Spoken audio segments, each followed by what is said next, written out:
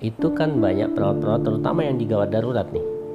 Nah, mereka akan sekarang menganggap seluruh pasien itu sebagai COVID gitu kira-kira. Maka pengaman dirinya paling tidak seperti COVID gitu. Tapi faktanya lagi adalah mereka hambatan pada alat pelindung diri. Artinya gini, misalnya APD sediakan oleh negara, gimana caranya pun, ya kan? Teman-teman perawat itu benar-benar totalitas dan melayani masyarakat dengan segala cara dan segala resiko.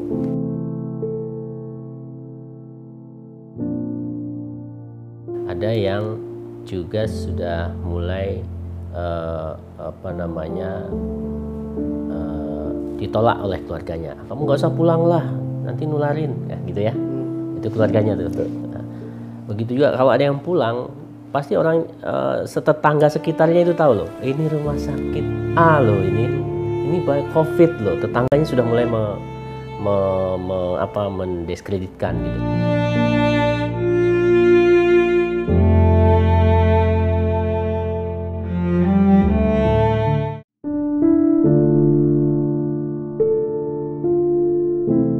Yang terkonfirmasi meninggal itu 1, sudah jelas ya. Nah yang lain masih sangat bisa berubah atau belum terkonfirmasi.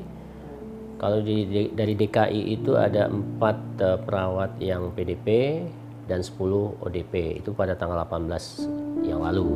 Nah hari ini kan Pak Gubernur sudah mengumumkan 25 tenaga kesehatan ya. Nah, kita tidak tahu komposisinya berapa saja itu. Yang jelas selain itu dirawat di rumah sakit, yang diisolasi di rumah juga banyak sebenarnya. Nah, itu kita juga tidak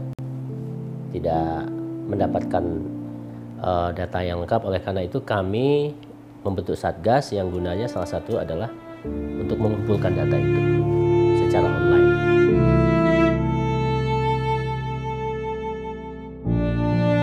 Yang memang diharapkan, yang memberikan rasa aman dia adalah bagaimana kelengkapan pelindungnya atau safety-nya pada saat melayani pasien itu menjadi nomor 1. Ibarat kita perang, nggak punya sistem pertahanan, itu namanya mati konyol. Kita nggak mau mati konyol, makanya kita minta semua pihak menyiapkan itu.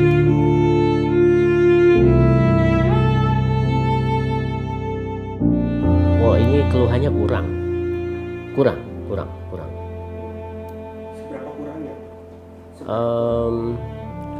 Ya kita tidak tahu berapa kurangnya. Yang jelas misalnya di rumah sakit rujukan saja, kalau kita lihat wawancara Direktur Sulianti beberapa waktu yang lalu itu dia punya spare hanya sampai 2 minggu kan. Nah, sementara kalau eskalasi meningkat, ini dengan kondisi hari ini loh, dengan eskalasi meningkat itu berapa yang harus disiapkan. Karena setiap masuk ruang isolasi itu, keluar itu harus berganti, harus dibuang. Ya, jadi oleh karena itu kita juga dalam merawat itu kan ada prinsip mengurangi sekali bersentuhan atau mengurangi touch gitu, sehingga dampaknya juga mengurangi kebutuhan ini. Tetapi kalau ini eskalasinya meningkat, saya kira ini menjadi masalah besar.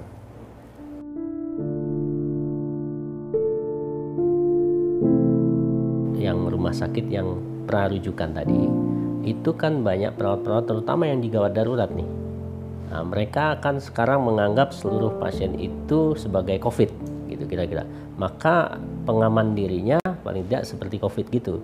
Tapi faktanya lagi adalah mereka hambatan pada alat pelindung diri. Masker susah didapat ya, dan lain sebagainya. Dan ini kalau kami PPNI sudah menginstruksikan atau memberikan edaran kepada seluruh DPW agar mereka bekerja sama Dinas Kesehatan dalam rangka merumuskan ini. Nah, tapi saya tidak tahu sejauh mana masing-masing daerah itu bisa berkoordinasi. Kalau menurut saya dalam kondisi bencana nasional ini harus langsung dipegang komando satu dari pusat, gitu. Jangan ada demokrasi gitu kira-kira ya. Jadi kalau ini caranya nanti berbagai macam penanganan akan menjadi sulit gitu. Artinya gini, misalnya APD sediakan oleh negara, gimana caranya pun, ya kan? Karena ini kita sudah belajar dari negara yang sudah kena Cina itu. Nah, harusnya kita belajar seperti itu, bagaimana caranya, pokoknya gimana caranya gitu. Kalau kita orang kesehatan nggak tahu harus dari mana kan, harusnya yang menyediakan ya rumah sakit atau pemerintah gitu.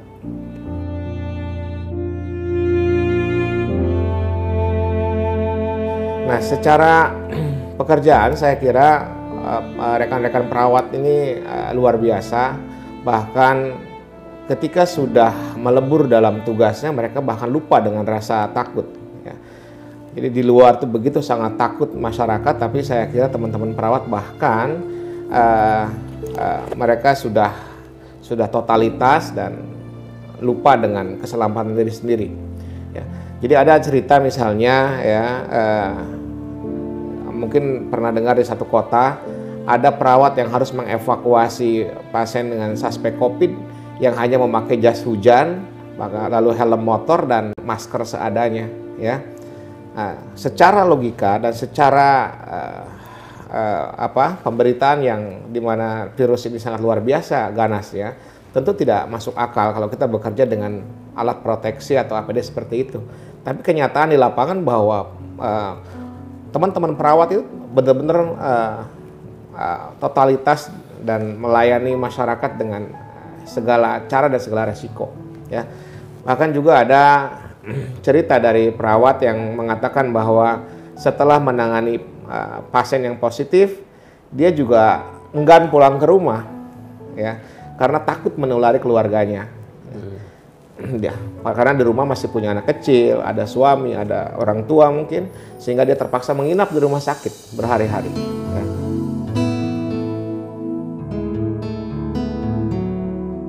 Saya kira banyak ditemuin di media sosial gitu, di mana perawat tidur di kursi dengan lengkap dengan baju APD yang full dari kepala sampai kaki. Bisa dibayangkan betapa tidak nyamannya tidur seperti itu, ya. Bayangkan Anda tidur dengan baju plastik gitu, di mana AC juga harus dibatasi karena AC juga beresiko untuk menyebarkan virus, ya, sehingga sebisa mungkin membuka ventilasi selebar-lebarnya. Tentu saat itu suhu sangat panas.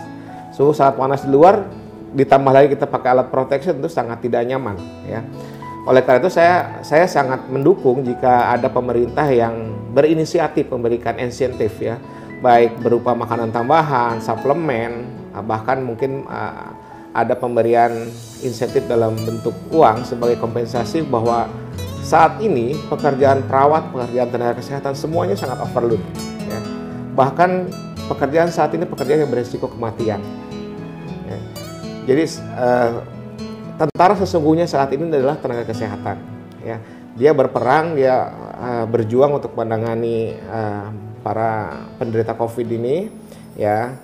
Bahkan dia harus mengorbankan keluarganya di rumah, ya, dengan dia tidak pulang, dengan dia membatasi interaksi dan sebagainya. Jadi saya tambahin ya, ini cerita ya, cerita ada yang juga sudah mulai ditolak oleh keluarganya. Kamu nggak usah pulang lah, nanti nularin, ya, gitu ya. Itu keluarganya tuh. Nah, begitu juga kalau ada yang pulang, pasti orang tetangga sekitarnya itu tahu loh, ini rumah sakit A loh, ini COVID loh. Tetangganya sudah mulai mendiskreditkan gitu kan, wajar saja gitu ya. Dan bahkan ada laporan pada kami bahwa teman sejawatnya pun sudah